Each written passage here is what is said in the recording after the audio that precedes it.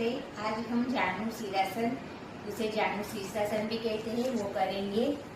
इसके लिए हम पहले दंडासन में बैठेंगे।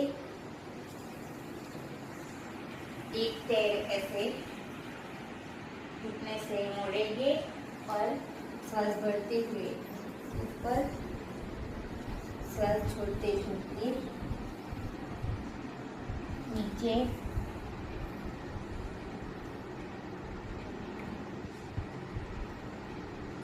फिर श्वास भरते हुए ऊपर, श्वास छोड़ते हुए नीचे। दूसरे कैसे करेंगे।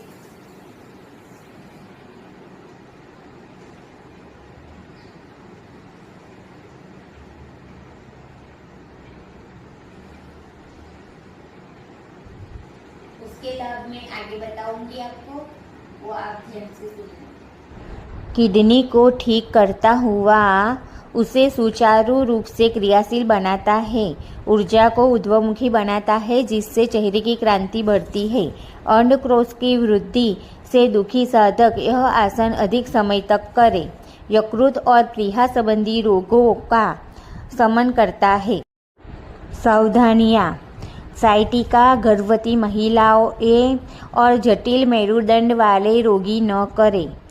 Thank you for watching. मेरे चैनल को सब्सक्राइब करें और मेरे वीडियो को लाइक और कमेंट करें।